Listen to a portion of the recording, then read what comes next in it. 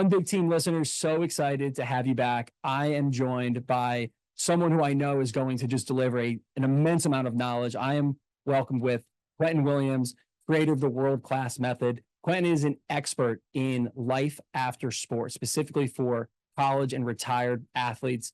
He knows an immense amount about emotional intelligence, men's health, and helping people navigate to really be the best version of themselves as they transition at a super important time. And I believe the information he has is going to serve an immense amount of people. So I'm fired up. Q, thank you so much for being here, my friend. Thanks for having me. Super pumped.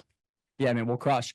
I would love to start with, background for you. I know a little bit about yourself. We got connected. I saw you on Instagram, really resonated with the content that you were putting out, followed along, maybe even messaged you saying like, hey, I'm moving to San Diego. Looks great. Would love to connect. And then I ran into you out at a concert one time, which was a great just way to connect there. And we've stayed in touch since. So I have a good understanding of your path and how you've gotten here in the position of influence that you're in. But for the listeners, I would love to give them some more information about yourself. Yeah. So I go by Q. It's kind of easier. Most often people call me Q. I actually got that in sports. It's one of my favorite things about sports is just like how you transition and shift into new identities, new ways of seeing yourself. Sports really showcases that for us. So I was a two-sport athlete all my life, football and baseball. Honestly, if lacrosse was around when I was young in Western Pennsylvania, I probably would have had a lot of fun with that. In Western PA, I think we joke sometimes that all the like guys that couldn't play football very well went out and played lacrosse. But whatever, man, don't I'm not I love lacrosse, and I think it's a fascinating sport and really really fun to watch too. Totally. But I wish I could have been I wish I could have been one of those guys. I basically flash forward many years. I was in my senior year of college at Northwestern. I was earning my master's degree in sports management. Honestly, never anticipating working in sports. I never really wanted to stay around sports, but I was a football player and I was like learning about this concussion issue that football players, lacrosse players, boxers, soccer players were all dealing with before it really started to kind of make headlines. And I actually originally wanted to start a business focused around that topic, helping athletes navigate the concussion crisis, so to speak, because I saw it plaguing people. I had former teammates of mine take their own lives and come out with CTE. And as things progressed and I started to dive into more of these athlete stories, like Junior Seau stories, I've met his family. Aaron Hernandez is a great example in the football world, like his documentary. And just talking to people in real life about what they were navigating pre and post, I just started to realize like we're not all so different. And in fact, what turned out, what we think is a brain issue, often there's a lot around life beyond the game that I saw interweaving itself into the psychology, and which impacts the physical, right? As you know, right? So how we are thinking, how we're feeling, how we're showing up in the world directly impacts our physiology, right? Everyone here knows, like when you have stress going on in your life, then your back's going to hurt a little bit more, right? When you're tense in your life, you're going to have more muscle cramps and strains in your sport. You're not going to be as high performance if you're not in flow mentally. And so there's a direct correlation there. I ended up having my own experience with that. Back in 2017, I was going through post-concussion syndrome, and I'm not sure if I've told you this story, but going through post-concussion syndrome, I kind of became my own guinea pig, and I was like trying all these different things around brain health and vestibular therapy, ocular motor therapy, and I had a lot of struggles with my mental health in that time because it was my symptoms weren't physical; they were very mental. They were, seeing double. No one can see that but me. I was having mood swings. No one can feel that but me, feeling really angry and frustrated. I'd walk into grocery stores and feel just like this sudden shift in my energy.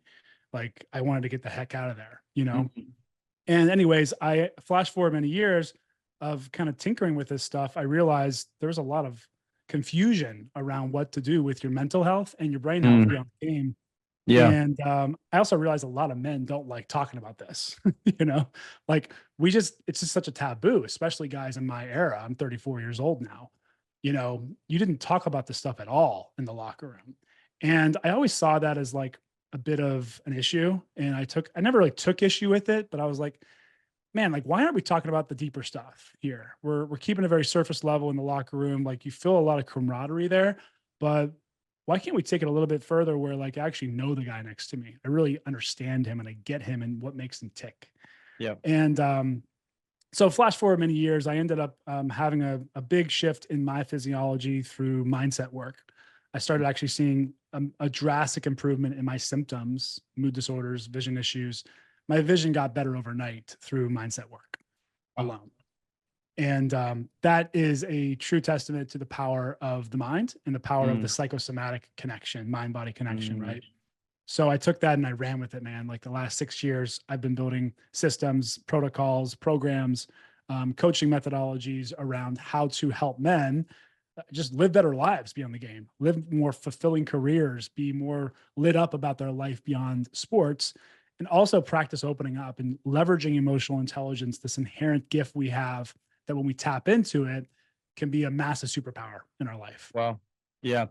The first, at the end there, the first thing that pops into my mind is how much influence we each have over the room that we're in and the community that we're in, especially coaches, especially role models. And, I think unfortunately about one example of a head coach that I was aware of, that he was not emotionally intelligent. He was not practicing these skills that we've been so fortunate to learn, and the impact that he had on hundreds of other nervous systems in a negative way was really eye-opening to me. And it was one of the things I wanted to learn from, okay, what not to do. Yeah. What do you see there in regards to, like, how many people do you think are post-college athletes that are struggling with this and are, let's say, unregulated and don't have the mindset skills and have never been coached and guided on how to be more self-aware and live a life that is more in alignment? Do you see this from your studies, right? I'm more on the high school, middle school student athlete perspective. Maybe it's like some numbers you can share just from your experiences. Like how many people are out there struggling with that? Yeah, well, it's great question. So I actually see this as through two different lenses.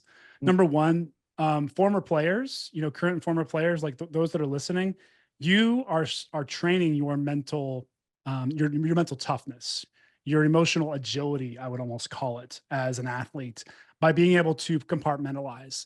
And throughout this conversation, I want to make it really clear that I'm not condoning that. That is something that's so powerful and so useful in everyday life. But it's not your only side. And there's parts of you and there's times in your life where you're going to need to kind of lean into what makes you tick. Like, what are you feeling? Where is your heart on your sleeve? There's a time for war and there's a time for, like grieving, essentially. Right. Yeah.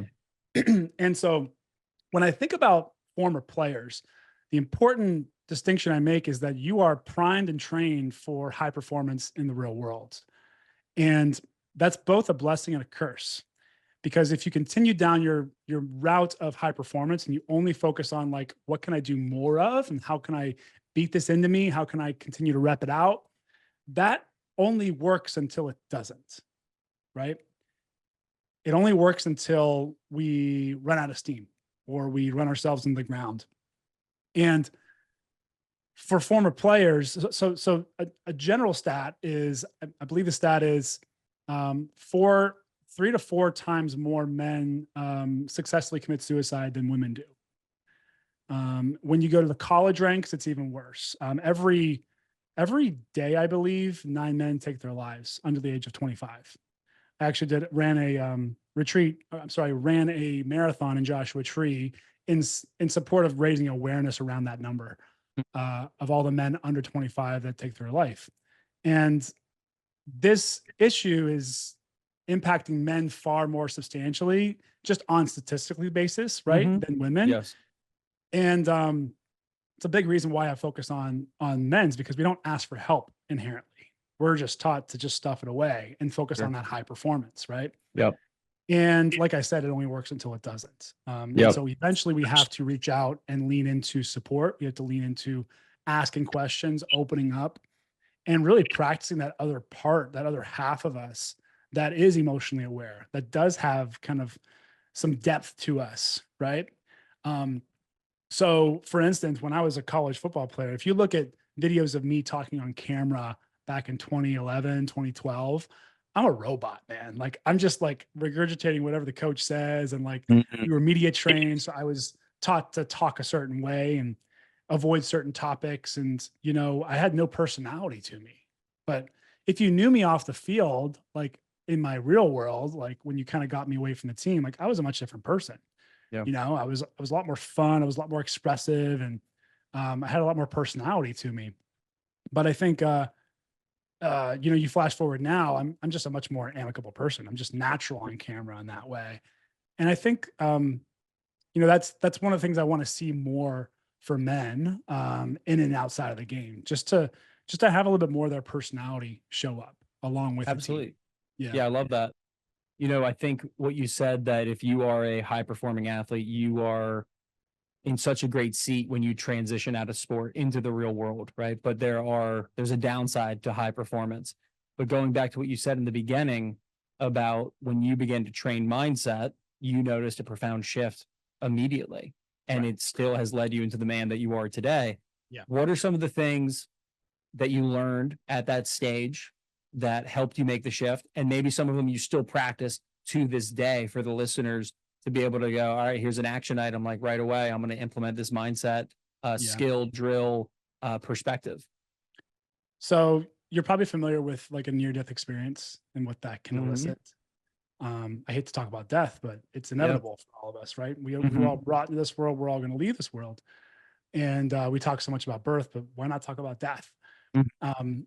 A really powerful practice is to reflect on our own inevitable death. And for me, that was the game changer for me, Mhm. because for the first time in my life, I was really faced with, if it was over today, what would I write my eulogy on? What would I want written on my gravestone? What is the story that I've told so far? 32 at that time, I think, 29 years into existence, and it really had me think like, man, if this is it, am I proud of the way I'm showing up, the way I'm showing up courageously, or have I been playing small? Have I been speaking my mind when my heart is saying something, or have I been holding that truth back from people? Have I been stuffing it down? And at this point in my life, I was pretty emotionally aware, but there's a big difference between being emotionally aware and understanding your emotions. That's like step one. Mhm. But step two is like, what do I do with that? You know? And I Yes. think it's just like you need to take that a step further, right? You need to be Mhm. able to take the information your emotions are telling you and not act out of emotion, but act informed by your emotions. Because your emotions Mhm. are your superpower. They're information around how an event is impacting you. If you're nervous before you go up to a big game, like it means you care. It doesn't just mean you're like afraid or scared. It means you actually care about what's going on, right? And so like when we tap into those deeper parts of us, it really opens up a world of opportunity and possibility. So for me, in that moment when I was faced with this like inevitable death, right? If it was over today, it really shifted my perspective. And it's quite interesting statistically, and like there's a lot of research being done now. And for instance, the psychedelic space, psychedelics can bring you to the awareness of what it would be like to die, and Mhm. it can bring you connected to that higher power, that bigger purpose. And um, there's many psychedelics that are being used for cancer patients that are terminal, to help them see that when it's over, they'll be okay, right? And they find peace with that death, right? But interestingly enough, this idea of death also plays into a lot of alcoholics getting clean, a lot of drug addictions getting clean, a lot of people making massive shifts in their life from a near-death experience, either hitting rock bottom or having a big, crazy event where they almost lose their lives, and you see people drastically shift how they operate. So if there's something tangible, like something simple, as dreaded as it sounds, like write down what it would be like to have it be over now. And how happy would you be with how you've been showing up? What that will call you to do is really look yourself in the mirror and ask yourself, man, am I really playing all out, or am I playing not to lose? I say, just playing on my heels, playing not to ruffle any feathers? Am I playing not to, you know, cause any issues or make any changes that are going to be uncomfortable for myself or other people? Those are all the ways that we play not to lose. And for me, that's what I realized I was doing. I was avoiding starting a business. I was avoiding talking about this mental health issue. Just for my example, that's what it was. I was afraid of losing. And so I was playing not to lose. I was just like tentative, like saying safe. And whenever we're focused on safety, we're not in our highest good. We're not in our highest form of self. And an exercise like that can really shift you from essentially a victim mindset to being on defense into being on offense and focusing on what you're really here to create, what you're really Yeah. here for. Wow. That's beautiful. I think on a smaller scale, a similar question, but for athletes that I've used often is, as small as, how would your teammates describe you right now? How would your coach describe you? When Yeah. your career is over, how do you want them to think about you? How did you make them feel? Nothing to do with your performance. How do you want them to remember you? It's senior day, college, 8 years from now, if I'm talking to a freshman in high school, and your coach gives a speech about you at the banquet. What are the words that you want him to say? And you're right, that sometimes those perspective shifts, putting people in a situation can, an imaginary situation can really have a profound impact. And it's interesting. Another thing that resonates with me is, 2021 June, I got diagnosed with this heart disease, and I was told I need to live a sedentary lifestyle, no more exercise, no more competitive sports. I need to really manage not getting my heart rate up as much as possible. So it was a huge, huge shock. And I look back on it with some pride in the way that I handled it, and then also just really missed the boat on so many things that I know of now. And one of the things that really helped me was some beliefs that I've held and learned through life and sport. And one of them is, everything and everyone's my teacher. And I sat there and I was like, okay, everything and everyone's my teacher. What is this teaching me? It's teaching me how to be more present. It's teaching me how to communicate better, because now I can't teach through example as well. It's going to teach me how to serve others better, because I'm somebody who's now dealing with a bigger challenge. So I did all those things.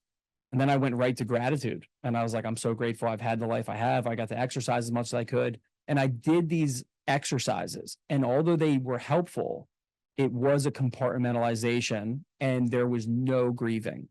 And I didn't actually understand that I was extremely afraid of dying. And so it was a funny thing where it's like, it helped me. And on the external metrics, my business was impacting people in a positive way. I had a healthy relationship. I started playing golf. I was getting really good at that. I was like putting energy into all these things, but really afraid to sit with myself and acknowledge those things. And it took some really difficult experiences and mistakes for me to kind of have not a near death experience, but moments of clarity.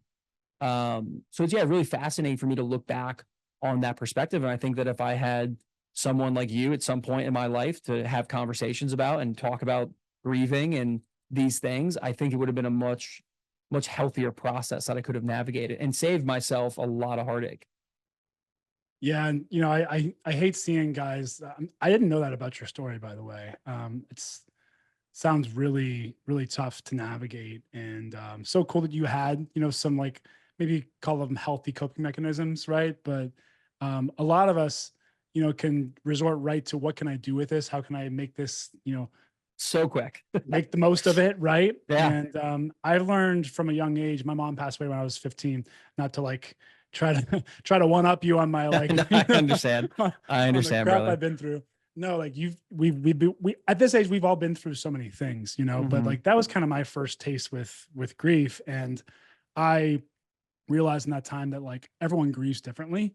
Everyone handles things differently. And there's not really like a right way to do things. I hate when people say like, oh, like, you did it the right way, or like, that's the wrong way to grieve. And people just have different processes, Sure. and they're meant to learn different lessons at different times. And, Yeah. um, that I did not know that about you, but it's also pretty wild how a high performer like yourself can just breeze right past it. The strength that it takes to just breeze right through it. And you probably could have kept Wild. going. But something probably had, like, the check engine light was going off in some way in your life, or, Yes. you Yep. know, maybe in your body even, you know, sometimes it shows up like that. In all ways, man, it just took 2 years to build up for me to hit that breaking point, and again, and I'm so thankful I had the awareness that I did, because I was still able to do a lot of really good things in that time frame, Mhm. and salvage a lot of positives about myself and move in a better direction. And like, gosh, I'm just so clear now,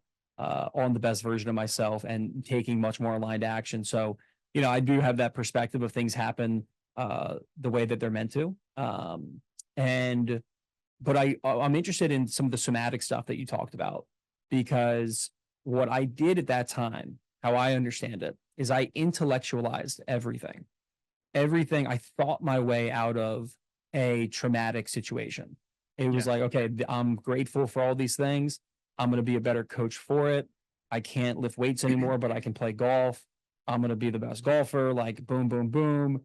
And it was just all thinking. And honestly, I didn't really even fully comprehend the depth. And there's still so much to learn about the psychosomatic, the somatic practices that are available for us, until this past year. And they have had the biggest impact on me.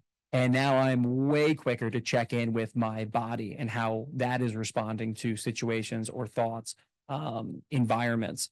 And it's so intelligent. And I'm navigating things in a much better way. I'm curious for you, like how it helped you, how you teach it to other people, how integrated is that into your systems? If we can go kind of into those things. This is great. It's really cool that you're present to somatics, and I don't doubt maybe you learned some of that in San Diego. Like, this is a hotbed for somatic work, and Exactly like, right. for people that are curious about somatics, Dr. Peter Levine lives here in Solana Beach, and he's like the founder of somatic experiencing. But somatics simply just means like, it just means body. It's like working with the body, so soma, somatics, and specifically, it's all talking about the connection between our bodies and our minds. And in many ways, I think it was Newton, that actually essentially separated our body from our mind and started thinking like, how can we separate kind of the head or the brain from the rest of the body? And in many ways, that was useful for us. But flash forward many years, we've totally separated those two, and it's like the yin yang is no longer like connected. It's like Mm, they're so far apart, yeah. right? Because that really is what it represents. It's we live in a world, a universe, you could call it, of duality, of these like equal opposites, essentially black, white, this or that, right or wrong. We put judgments on them everywhere. But that yin yang of head and heart, or lightness and darkness, we need those to be kind of integrated, and really, I think the biggest lesson for us as athletes is that, like, our mind is not separate from our body. It's not separate. It's intertwined. In fact, our nervous system runs from, well, you know a lot more about the nervous system probably, but our brain is the nervous system, right? It runs from our head all the way down into our gut. Our heart Everywhere. has neurons. Our gut has neurons. All of our nerves are made up of neurons. Essentially, our brain is extending out through the entirety of our body. And what happens there, you can actually look at a map of human emotion as it relates to sensation in the body. So for most people, the kind of wiring will fire up around anger in the fists, the face, and the chest, like really like highly activated. It'll dull out. Almost the whole body will dull out, especially the chest if you're depressed. If you're feeling depressed, like, you can probably feel it because you basically don't feel anything. You're pretty much numb, right? If you're elated, joyful, you're going to feel a lot of like heat almost in the chest, right? And in the face. It's just all right there. It's not in your fists. It's right here.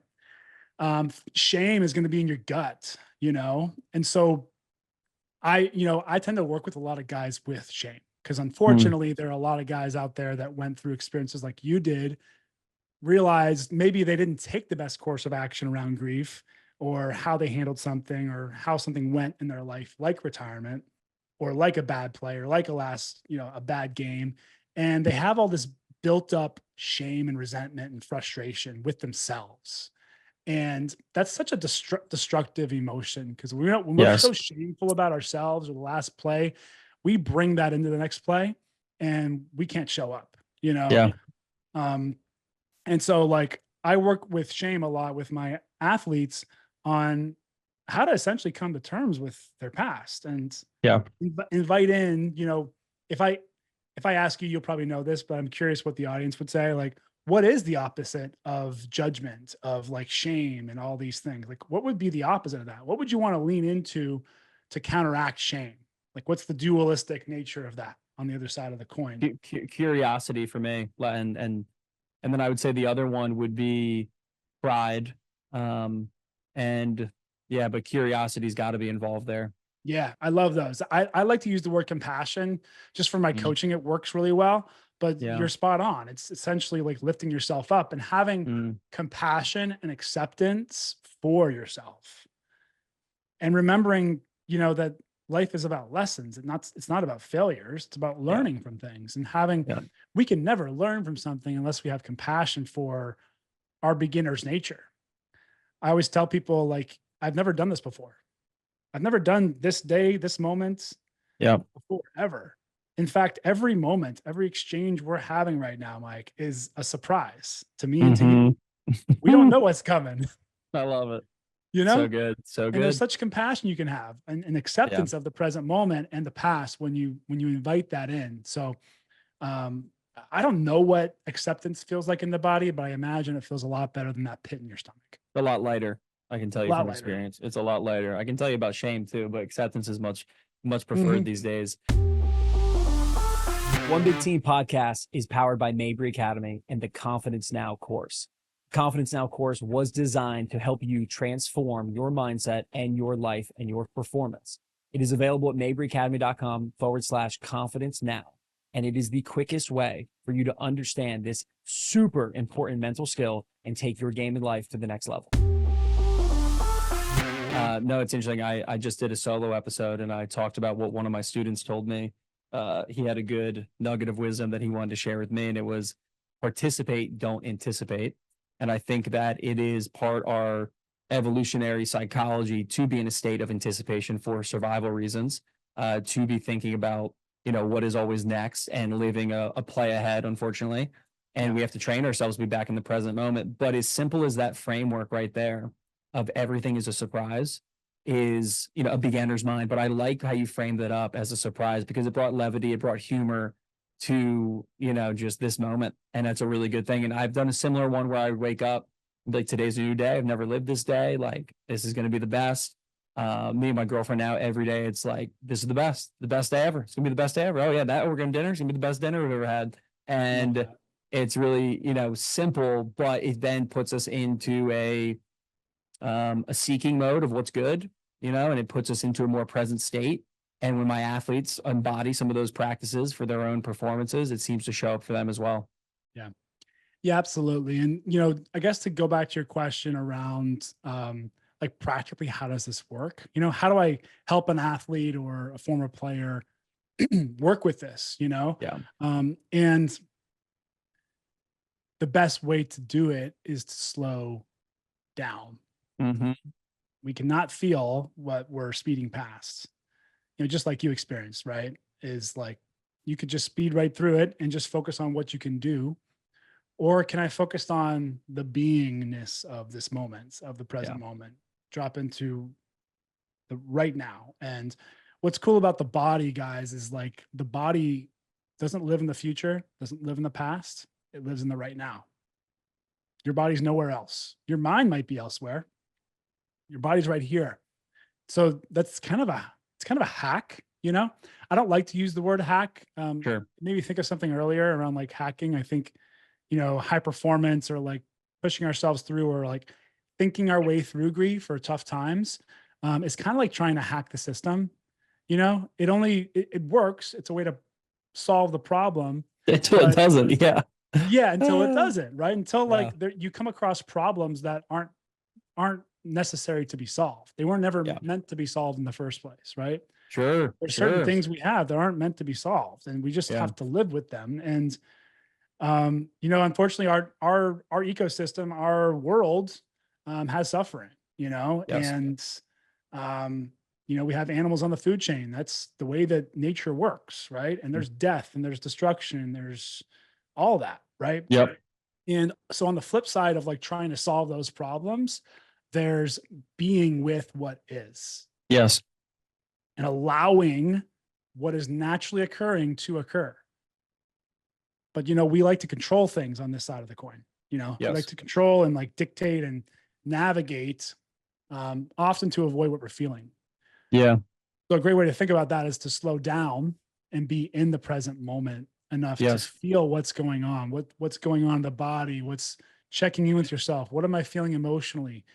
Five main emotions I work with: joy, anger, sadness, fear, shame, and guilt. Yep. Those are pretty all encompassing. They kind of cover the wheel Hmm. of emotions. And they're a great starting point just to say, my gut's feeling a little tight. That might be shame. Oh, I am feeling shame. Right. What am I feeling shameful about? Should I be feeling shameful? Like, am I holding on to something from the past? So Totally. it's just like such a great kind of feedback network that you can Yes. tap into, but it starts with slowing down. You have to be able to Absolutely right. be practiced at slowing down and taking that time to sit Yep. with yourself. And the more consistent that you do slow down and practice the conversation um, that you just showed, the easier it gets. The quicker you can access that information and then navigate. And there's a Yeah. couple strategies I want to share with you and the listeners and get your perspective on. I've talked about it in some of the episodes. This 5 by 5, five deep breaths, and you can add some cues about relaxing specific parts of the body that hold tension. Great. And then 5 things that you can hear. All right. Now, if you're outside, you can hear a lot. If you're in a silent room, you're still just trying to tune into the sensation of sound, which I have found is the quickest way for me to quiet the mind and get still, is by using sound. Then 5 things you can feel, right? Physical sensations, touch points, opening the eyes, 5 things you can see, and then using 5 affirmations of whatever you need in that moment. So, if you're just trying to be present, I'm right here, right now. I'm committed to being in the present moment. I love the present moment, whatever it is, or if you're about to do a performance. And that 5 by 5 has been so powerful for me. And the more I do it, uh, the easier it is for me to tune into what's going on with the body. And then the other one, just for an example of how I'm seeing how it showed up for me, is I'm driving the other night and I was I was a little bit anxious about some things. And instead of trying to intellectualize myself out of it, I was just going, all right, what is this feeling? And breaking it down from a physical sensation standpoint, like, oh, this feels like pressure in my chest. Okay. All right, I've been here enough. I feel like this is the experience of anxiety. And just those 2 things, talking to my body and acknowledging what I'm feeling, and then saying that this is the experience of anxiety and anxiousness, that right away calmed me down significantly. And then it was like, all right, well, what are you afraid of? And then I was able to have a quick conversation with myself and move past it much more fluidly. And in this example, it didn't completely dissipate, but much more fluidly than a year ago. And I would have Yeah. bypassed it and it would have built up more and more. So I think what we're talking about, like, this isn't complex, like, it just takes consistency and practice and a good guide to give you some instruction. But would you say that that practice right there, am I on the right track? 100%, 100%, because you're also you're you're alluding to the track, which is like, just like in sports, when you learn something, you have to practice it in, the privacy of your own home. Maybe it's like, a meditation practice, or maybe it's just checking in with yourself. I use Insight Timer as my Mhm. meditation app, and every day it asks me to check in with it. So I have to check in and say, like, I'm feeling this, and these are maybe some of the reasons why I'm feeling that. And it's really cool. It makes it really easy and it tracks it. And Yeah. that practice has me practice the neurochemical kind of connection to Yeah. doing that in the moment, like Yes. you're talking about. So the more you do it, the more you check in with yourself. And maybe even more importantly, the more you check in with other people as well, and kind of just speak it, just like you did in the car, like just speak it out loud. Yeah. It usually takes away the brunt of it. And you might need to do some action after that, but like Mhm. usually most of it kind of solves itself. And this actually comes back to something I was talking about earlier, which is like the opposite of like striving and achieving and like trying to push through those pains or those moments. The opposite of that in kind of the universal speak is allowing.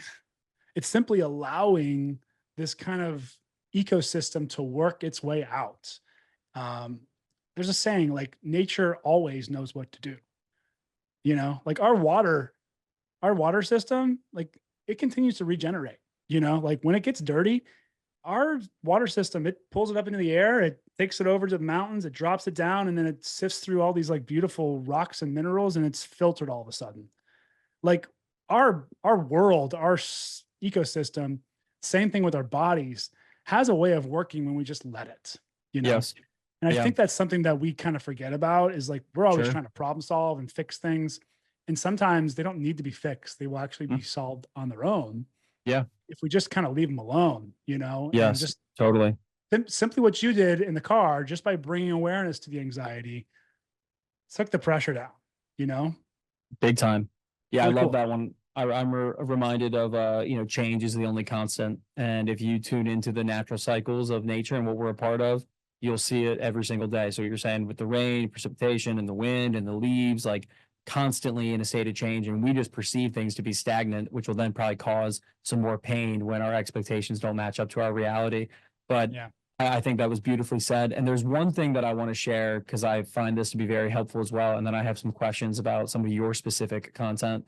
Is Dr. Benjamin Hardy, who I really, really enjoy consuming his content and information. He talks about just the truth that our mind lives in the past, present, and future, and we'll never stop that. Right? It is a part of survival mechanism. Like it's just the way we're wired. But the way that we frame our past, present, and future is going to have a huge impact on our present moment, energetic state, our lifestyle, our decisions. And he says the best thing that you can do for yourself is to have a growth oriented, strength based perspective on the past. So everything that happened in your past, you begin to tell the story to yourself of how that's made you stronger in this moment, how it's made you a more grateful person, how it's prepared you for what's next. Lessons learned, I'm stronger, I'm better because of it. And then the future, to be optimistic. It should be 10x. It should be the best possible outcome. Right. And when you do those two things, you show up in the present moment a lot more aligned. You show up a lot more clear and willing to take aligned action. So just to share that one with you, because that's Love that. usually the path for me is a little bit of the breathing, the 5x5, and then kind of if there's things in the past that are bringing up tension, I work on framing them and extracting the lessons. If it's things in the future, then I'm going to begin to create the mental image and the goals to help move me in that direction, and change it to a lens of optimism. But I Yeah. love that one. I figured you'd like that.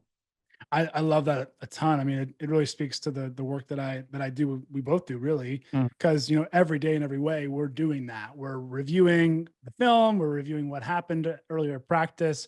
Sometimes it's letting go of the shame of the past or Mhm. whatever your burdens are from the past. And then it's once you're kind of free of that, you can start to create a really clear vision for what you actually want, not just Yes. what your shame body is telling you should want, or what you Totally. should feel guilty about, and therefore do this instead. When you're clear of that, and clear of those burdens and obligations and expectations of yourself that maybe you didn't even put there, Yeah. once you're clear of that and you've reconciled those things, you can actually show up and say, wow, this is a life I want to live. This is where I want to be in 1, 2, 5 years. Mm. And then it gets really fun, man. Like at that Yeah. point, because you start to get Totally. really clear and you start to feel it in your body like, man, yeah, that's something I've always wanted. I just never let myself Mhm. have it. Yeah, being at peace, being aligned, what a beautiful thing. And I know that we're both doing the work to help more people get there, which is awesome. And something we got to continue to do every day. There's no, resting necessarily. There's a lot of resting involved, but it's not the resting of stop practicing these techniques Yeah. and mindsets and stuff. There's always work there to do, and it's a joyful work to do. And I hope the people that are listening, this has been a phenomenal conversation thus far, and I feel like we've covered a lot of more deeper, meaningful topics already, and I hope it continues to reach people. I want to go into this life after athlete archetype that you created, right? So on your website, people can fill this out and kind of get an idea of their archetype. And for me, I'm a shot caller. And I thought it was pretty accurate. I was reading through it I, and I was like, this is pretty that makes nailed down, sense. It Yeah, makes yeah. So sense. what are your thoughts there? Why did you create that? Um, thoughts on being a shot caller? What should I do? What should I not do? Like, what do you got? Yeah. I hope I can make this make sense for all lacrosse listeners today. Because it's kind of based off like the personality types show up everywhere. It's not just agnostic. It's agnostic. But the example I like to use is football. How many captains are there in lacrosse? Any team could have between 1 and 4. Okay. Let's take 4, for instance. Yeah. Okay. So every team, in my experience, this goes with football too. They usually have 4 captains and they walk out to the front, the middle of the field for the coin toss. But they're all team captains in their own way. And what I've learned about those captains is they serve different leadership roles on a team. For football's sake, like the quarterback is usually one of those guys, calling the shots. That's kind of the role you're playing. That's why I call it shot caller, right? So you're kind of the quarterback of the energy of the team, of whatever movement you're involved in. And it shows, you like having 2 things. You like having responsibility and you don't mind getting the attention for it. And those are 2 strengths. I'm not saying that like wanting attention is a bad thing. That's a strength. Someone needs to take the mic. Someone needs to have the spotlight and lead the team and carve the vision, right? And so that's really the role of the quarterback. If you don't have a strong quarterback, you're not going to have a very strong team, And so that's the shot caller's role, someone who likes responsibility and also likes the limelight and isn't afraid of it. But as you compare that to the other guy down the totem pole, I won't say totem pole because that's not the right way to look at it, but it's like what we would think culturally down the totem pole would be like the offensive lineman or the defensive tackle. You would consider that guy the person who doesn't want a ton of responsibility. He doesn't want to be the one calling the shots. He doesn't need all the accolades or recognition. He just wants to do a really good job. He wants to pull on that, on that sweep play and just get a few blocks in. He wants to knock the guy over in front of him and not make the highlight reel, not make, MVP of the team, but arguably he is, it's just, he doesn't really care so much about the responsibility he has, like width wise, right? He doesn't need to be a bureaucrat. And he also doesn't need to have the limelight on him. So he's a stark contrast from the shot caller. That guy I would call the guardian. He's the guardian of the team. He doesn't need to be showboating for it, right? And what's unique, those are just 2 of the archetypes, but they basically play on those 2 ideas of like, do I want this responsibility and this like level of ownership over something? And do I need to have the limelight and do I shine in the limelight, right? And once you know those things about yourself and you kind of get your unique archetype, which you take, it's a 2-minute quiz. It takes like, I think it's 13 questions, right? And very quickly I can get to know you through those questions, right? Totally. And get to know what you're motivated by. And through those motivations, you get a PDF, you get a printout of like what your unique type is like and a few things to look out for. As a shot caller, that would be, maybe being a hog of the spotlight, and fearing maybe delegating sometimes. Often shot callers are the ones that are taking on all the responsibility and forgetting that they have a team around them to support them. So maybe asking for help or asking support can be hard for those guys, right? I hope that's not you. Hopefully you've mastered this archetype and you're able to, delegate in a useful way. It's probably why your business has grown so fast and you do so well for yourself, is because you know the power of that, right? But it's those things you got to look out for as a shot caller. Compared to me, like a jack of all trades, I got to look out for basically trying to be everybody for anybody, Totally. Trying to be a chameleon, this jack of all trades, but I forget to be a master of anything, right? And I forget to use my strengths as my driving force. So what I got to look out for is trying to people please everybody and make everybody happy. So you can see how these are things to look out for, not only in your professional life, your life on the field, how you show up as a leader, but also how you show up in your everyday life. Because people pleasing was a big problem for me for many years.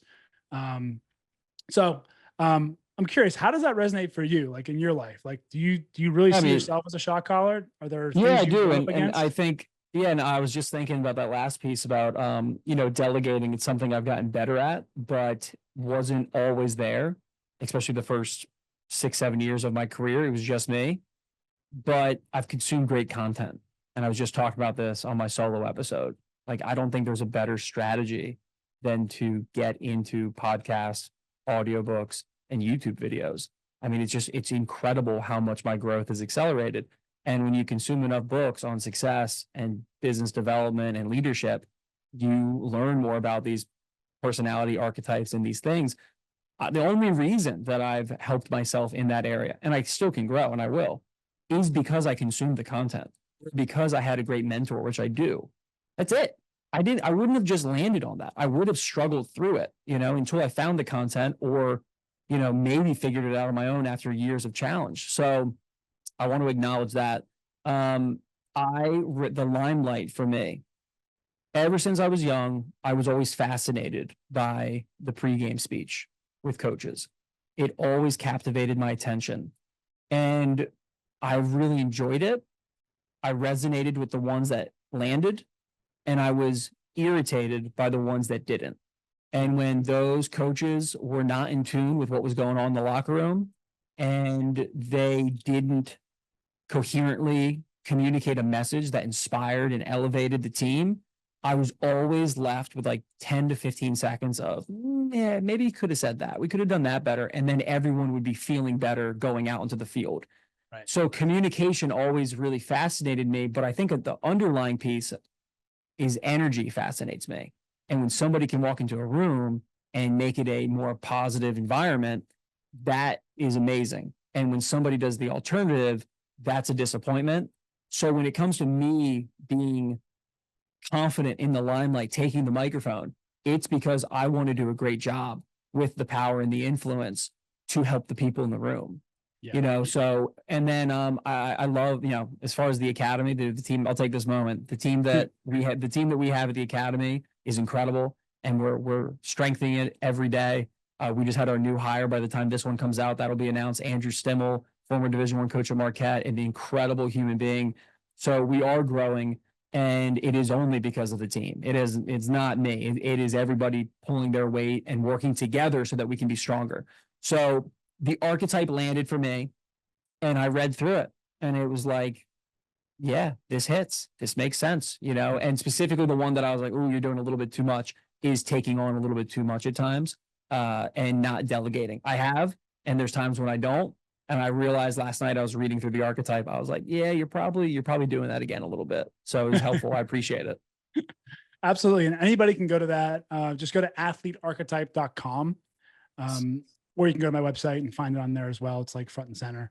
But athletearchetype.com will get you your unique blueprint, and you'll get a printout and a real sense of who you are and how you can really use this to your advantage and leverage your leadership style for good.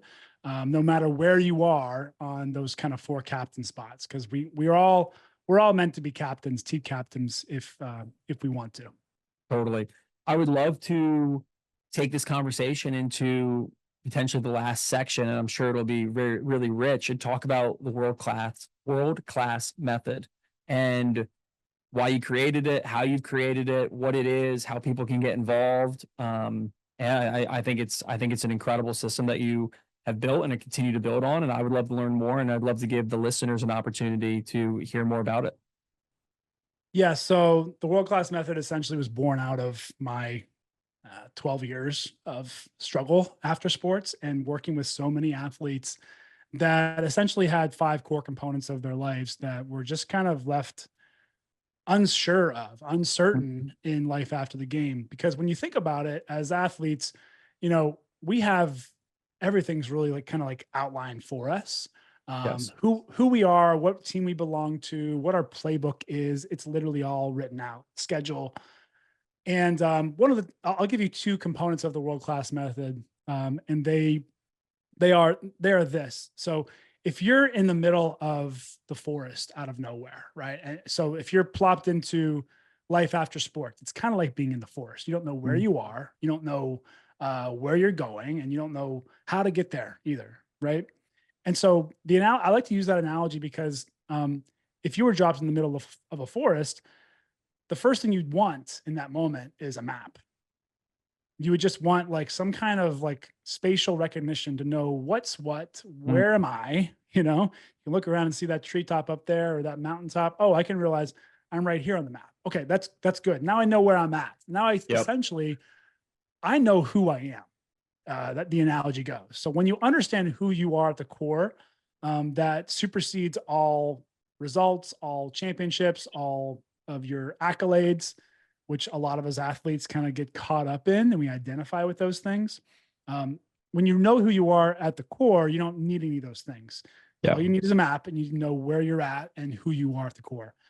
And then once you know that, you can start looking around and say, okay, on this map, this is where I want to be in a year or 6 months or in 5 years. And, as athletes, that was so easy to figure out what our goals were, it's like, well, Great point. there's a leaderboard. No one's ever gone. The best record in football in state of Pennsylvania was 15-1. So, okay, let's go 16-0. Cool. Or the biggest bench press on the team was 350. Okay, let's go 355. Right. So it becomes really easy when you have that kind of measuring stick to compare things to. But in life after sports, it's a forest, and you don't know the forest from the trees. You can't tell what your measuring stick should be in life beyond the game. If you're lucky enough to find a really clear path in a really good corporation and be really bought into their system and everything they're doing, then they're probably going to help guide you through that system. That's kind of like your new team and your new purpose, essentially. But far and wide, the majority of guys do not have a clarity on what their purpose is and where they should be following it. Yep. So most of us fall on the end of the spectrum where we need to start carving out what our vivid vision is, clarifying what we really want and what we're really after. And we can start mapping out the plan for that. And that takes time. That takes a lot of effort, a lot of reflection. But really, those two components are the first two steps of the world-class method. I love it. It builds on to all the tools and strategies and roadblocks that can sometimes get in the way. Because like I said earlier, stuff from your past can keep you from getting where you want to go. So we teach a lot on the kind of the soft skills, emotional awareness, emotional intelligence. We teach all in psychosomatics, like we talked about earlier, giving you practices to apply to every arena of your life and find balance and harmony. And most importantly, fulfillment. So that's the world-class method in a nutshell. It's built off of my experience. I've been doing this. I've been investigating this topic for 12, 13 years, and actually in practice, 6 years, actually doing this stuff. So it's from working with thousands of clients at this point, and a lot of great success. Oh, I love it, man. Where can people find information on that website, the stuff that you got going on, the retreats? And I know the one you have coming up in October, it's not going to be the last one. So for people that want an Instagram, please let the listeners know where they can find you. Yeah. So I mentioned earlier, athlete archetype is the best way to kind of get exposed to your unique blueprint, right? That's going to help you succeed. So if you want something free, download that, take the quiz, take 2 minutes to do it. Athletearchetype.com. My website is q-williams.com. You can see everything from my coaching programs to my events to any master classes I run for free or courses I have. I have tons of resources on there, no matter what stage you're at in this kind of development. And then also as a part of my world-class brotherhood, it's like my main kind of offering, my community. It's the first and only community for retired male athletes focused on helping former players really level up mentally, emotionally, professionally. And access to that, it actually isn't even listed on the website. So if you want to join that, just message me. The retreats up there, we have those about every 6 months, twice a year. But yeah, that's where you can find me. And Instagram, I'm just Q Williams with 2 underscores at the end. Just message me or shoot me a note through my website as well. Happy to chat. I love it. That's how we connected, and that led to this, and hopefully a long friendship in a way that we can help more people. So I'm really grateful for that. And yeah, in my vivid vision, I can see both of us were helping a lot of people in our own unique way, having a lot of fun along the way, very emotionally intelligent, and just living our lives in alignment with the best version of ourselves. And I hope everyone that listens to this can also put that in their vivid vision and take steps and connect with Q. Definitely, at the minimum, you got to follow him on social media. It was impactful for me. It still is to consume his content. And especially my athletes that are still performing, it would be a great value add for you to consume that as part of your self-education. So Q, thank you so much, my friend. I know we'll chat soon. And listeners, thank you all so much.